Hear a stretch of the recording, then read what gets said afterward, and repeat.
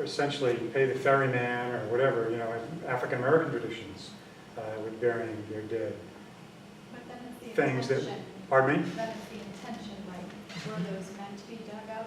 Well, the time capsules. Were meant, Yeah, that's probably fair, were. yeah, good It distinction. would make interesting dinner conversation to go around the table and say, what would you put in your time capsule and why? Why don't we do it now? We'll be here all night. Oh, Lord. maybe a couple, if anyone has it, if you have an idea right off the top of your head, as soon as this. I'm sure the Twinkie might still be there at It's interesting that you said that 5,000 they're years so more. boring, that like, and we would think we have to put it in the front page of the newspaper, and then really in 100 years, you're right, someone will open it up and say, this is so boring, why do we care about this one day? Yeah. A few years ago, I gave my sister a copy of National Geographic, dated the month and year of her birth, which is some decades ago. And, looking through there and looking at the advertisements for things going, it really was, time capsule. Yeah. We're getting old. That's the other thing that I'm interested in is time capsule as a kind of metaphor. So it's only in, so you see this in the newspaper sometimes. It's usually in reference to like a real estate thing where a house goes on the market that's a perfect time capsule of the 1950s or the 1970s or something. And what it refers to is like walking inside of it and some sort of immersion. And I'm interested in trying to chart out, and you just used it, chart out when we start using time capsule as a sort of synonym or a metonym for unchanged and maybe immersive. Nostalgia seems Yeah. like somewhere that you could go. And thinking back to like artwork as time capsule or how it reads differently over time. But I think most artists make work with the intention that it's going to be around for 100, 200 years and maybe be pulled out of the dark, the basement of the museum to be seen again. And, there's the idea of the timeless artwork that is good now and good then. But yeah, this idea of the immersion and nostalgia and looking back complicates that too. I don't know artists, there are probably some out there who are making artwork with the intention of being nostalgic, back at. Eventually nostalgic. I mean, when your boys are grown up, right, probably you'll look at this and you'll be like, Yeah, I think that they'll be super pumped by it. They actually haven't been out here yet, and I'm excited to bring them out and like see what they haven't seen it. They know that the show is called Secret Color to Make Gold, and they've even said, "Mom, it's not true anymore." Like it's changed. But I'm like, that's not that thing. Yeah, I mean, so. how old are they? 4 and 5. Wow. I think that if you ever renovate your kitchen or something, and you have drywall down, you should put some artifacts inside the drywall before it's sealed up again, Yeah. just for the fun. I think I've done that.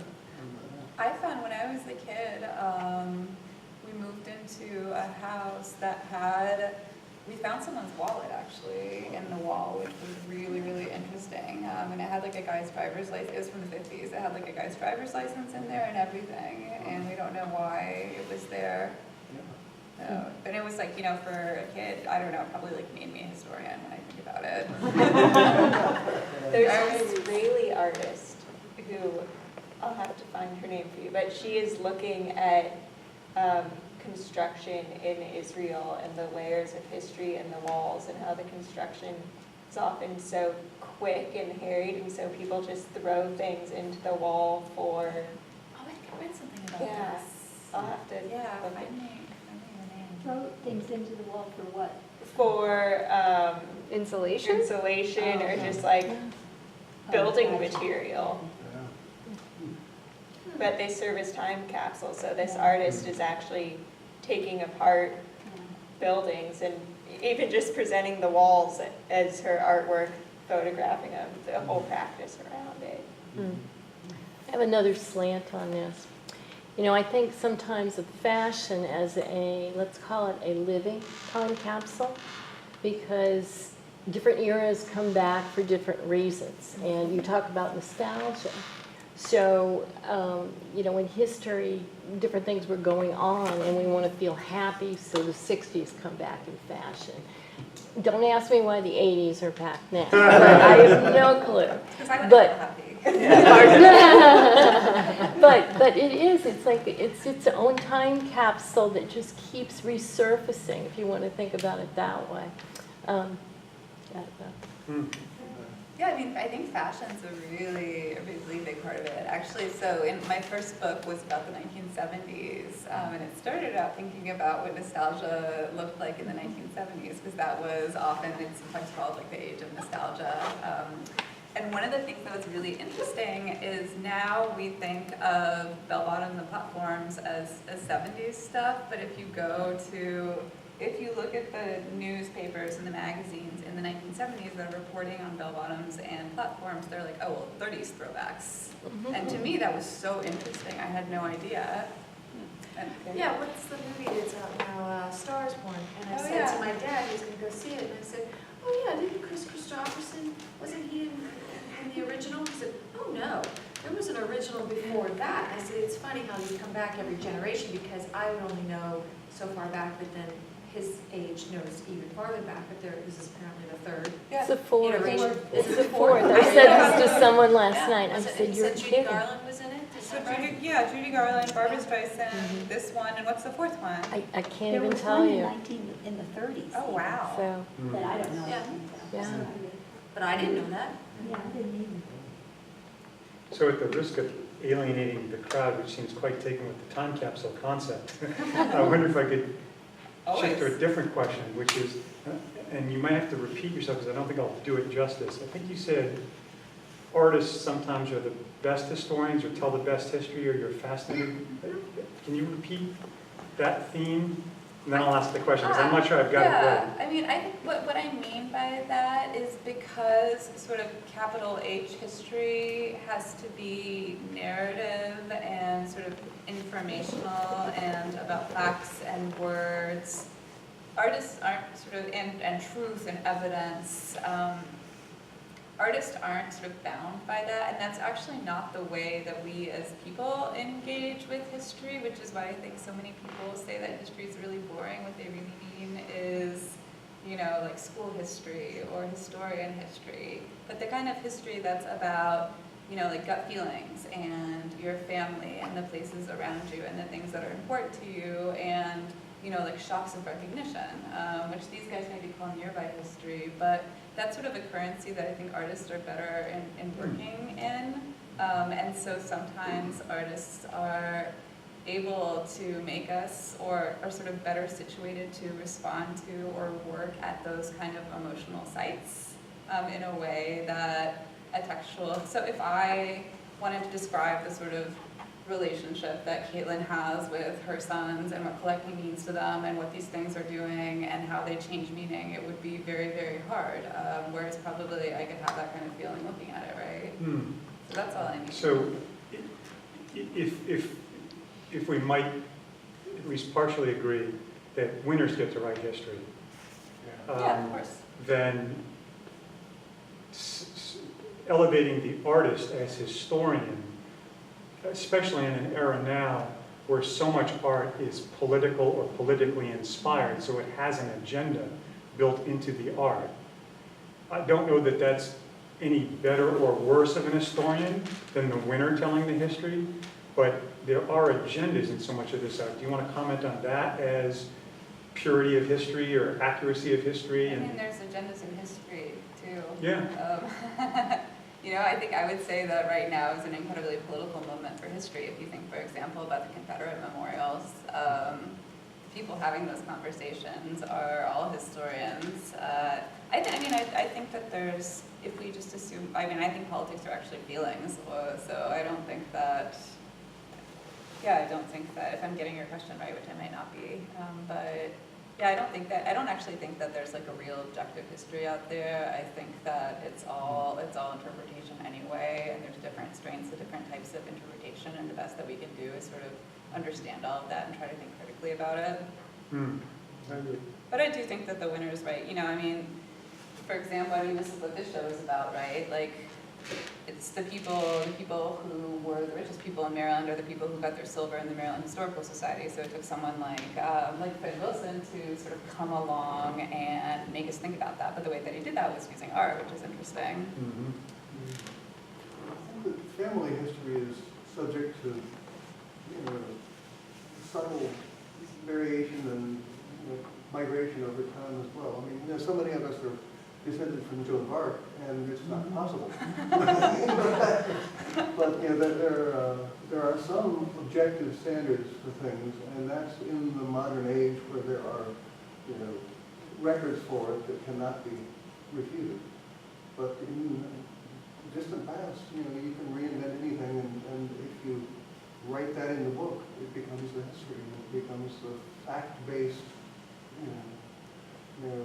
source for decisions now. It's a little scary. The power you've got.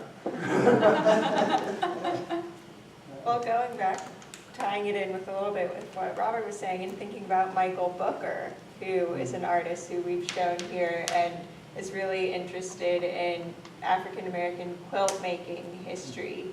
And this idea, he said when he was talking about his work, how, his communities were telling their history and saying what had happened to them. It was seen as not true because it wasn't written down. But it had been written in the language of the quilts, and then he's taking that language and using it in his artwork. So there is a tradition, both I think in vernacular and in high art, if we want to make those distinctions, which I don't think we need to, of artist as historian either intentionally or unintentionally, but it is a way of writing something down. Mm-hmm. And I don't think art being political is a new thing. It's always had an agenda of some form or another. Well, like having your portrait painted because you're important. Right. Yeah. Or donating an altar to get into heaven. Yeah. Mm-hmm. Well, and then the art that's seen is also sort of linked to the winner making history, because it was always rich white men, and that's the art that we all know from then. So I think that's sort of linked. There's a really great, has anyone seen the Silhouette show at the Portrait Gallery right now? Mm-hmm. I think that's a really terrific, it's a history show. I mean, one thing I like about the Portrait Gallery is it's actually a history museum. But it's a really, really great history show. And it's about sort of how popular the silhouette was before photography. And it has all of this sort of silhouette art. Part of what it's doing, but then also sort of contemporary art that's inspired by or in conversation with silhouettes. So the big one is Kara Walker. They have like a big beautiful Kara Walker piece and a few other pieces. But even with the silhouettes, they sort of talk about how these were at this point used as portraits and how you can actually tell a lot from someone's silhouette. And they find silhouettes of enslaved people, and the kind of questions that they ask is they're like, why would this person want to make a silhouette of this enslaved person? What does that tell you about this person's life? And in fact, like, the silhouette is a good metaphor for how much we know and we don't know about this person, precisely because they've fallen out of the historical record, right? Mm-hmm.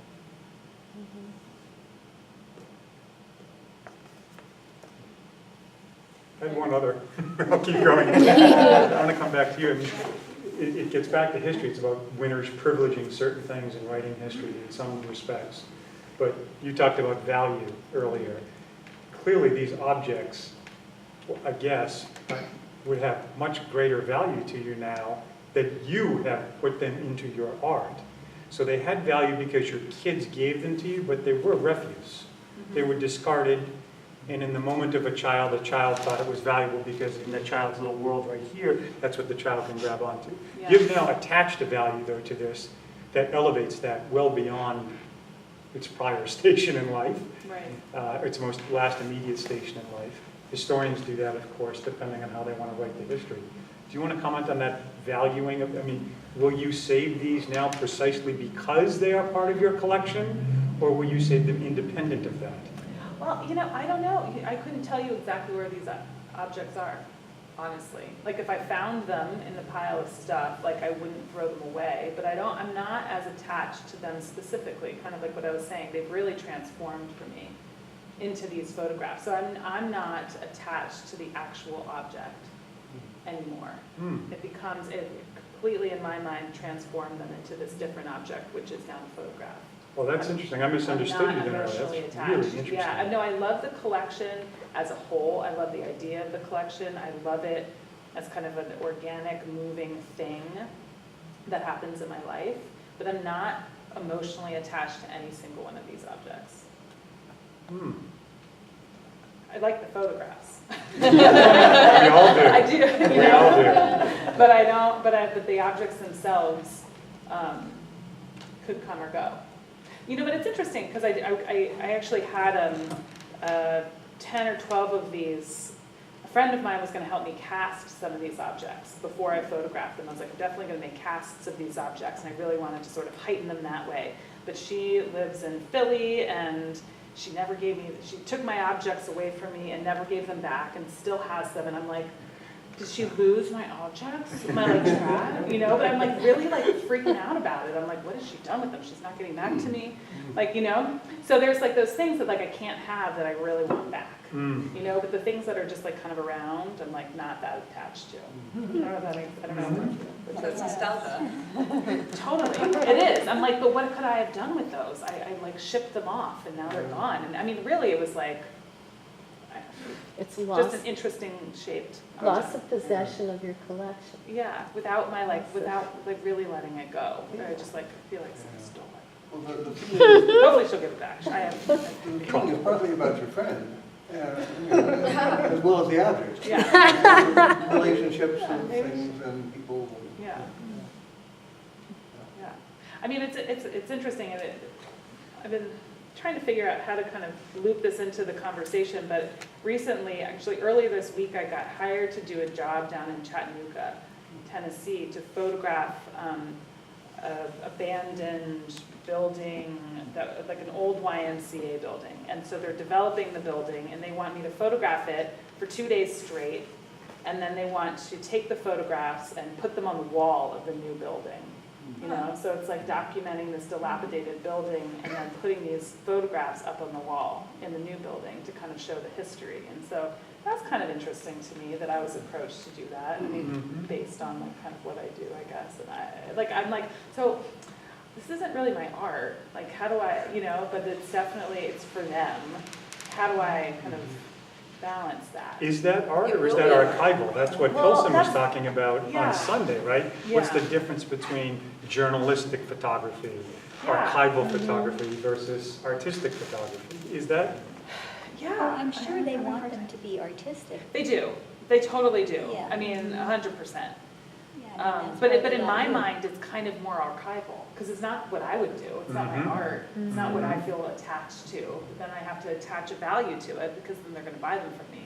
Do you know what I mean? So it's like a strange, like, but I don't really care about these photographs, really. I mean, Don't tell it's us. weird. No, I won't. I won't. And that's what- Your it's like secret's hard- good with us. it's hard, you know, it's like I'm doing a job, but they're very valuable to these people, clearly. But like, how do I kind of balance it all? I Is don't know. part of the value though is because you're doing the photography. I mean, they Yeah. reached out to you specifically. Yeah. They want an artist to do it. There's value to them historically, Yeah. the emotion of the space. But there's Totally. value. Totally, 100%. But I guess like as an artist doing it, it's like hard. It's like hard for me Yeah. to like step into What is that? their minds and like do it for them, and you know. Well, do it for you. I'm sure that's Yeah. what they want. I will. You know, in I mean, the end, like I anybody can totally will. photograph a building. But I have to figure out how to do it. Yeah. You know, and like, because I'm not, you know, I don't know, I just don't know the space. I don't know, it's like I don't feel like emotional attachment to Yeah. it, so it's like Maybe. hard. But when I'm there, I'm sure I'll be like, you know, I'll figure it out. But, I don't know. It's kind of interesting. Can I ask you a question about these pieces? What was the decision to sort of put them on the white background? Did you ever think about other ways Yeah. to photograph them? You know, it's funny, I actually started doing them on magazines, which was kind of like these 50s Cosmo magazines of women, and kind of their like classic role of like being a woman, you know, like the makeup and the, you know, just like very 50s woman's work. But that was like almost too obvious. I felt like it was hard to like meld them. It was kind of confusing. Lily saw some of them. I don't know if you have any thoughts about it, but and then I just needed to strip it all away. I packed it with information, and I was like, it's not about that. I don't know. So the shadows are what really make the image come alive for me in a way that I was maybe trying to find with the images of the women. Yeah, and I tried it with different color, like I did. I tried it with different backgrounds, but there's something like so pristine about this and sort of setting it apart and making it sort of almost magical in this way of just kind of like floating.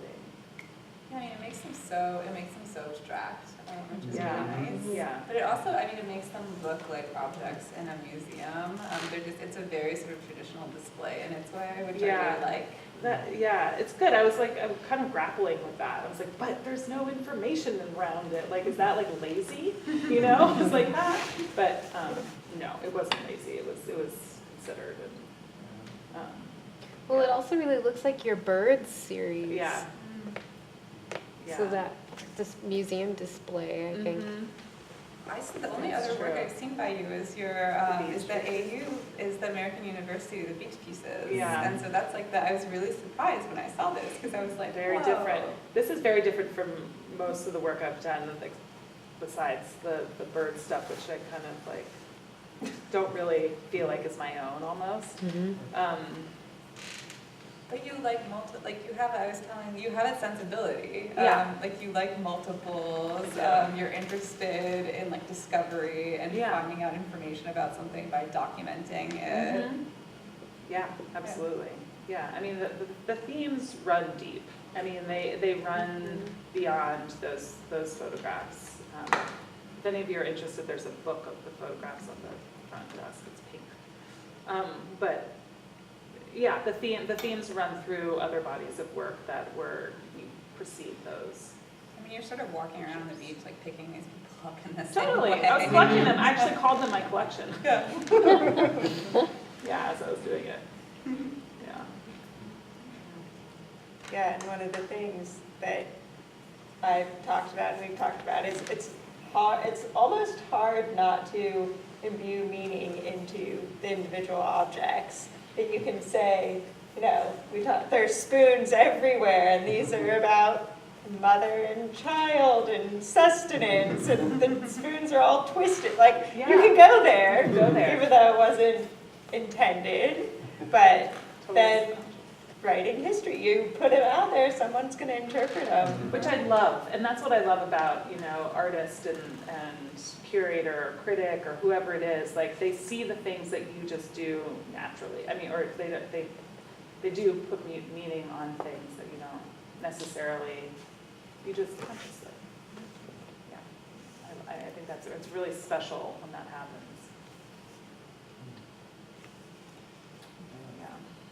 We are past our hour. Any parting comments, questions that someone can't keep in?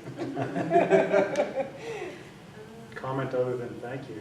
It's been a beautiful evening, especially of the two and three of you. Yeah, it's been, I'm so Exchanging happy ideas. and intimidated, but I was like, oh man, I wish I liked this. Thank you all. This has been so much fun. Yeah. Thank you. Thank you, MJ.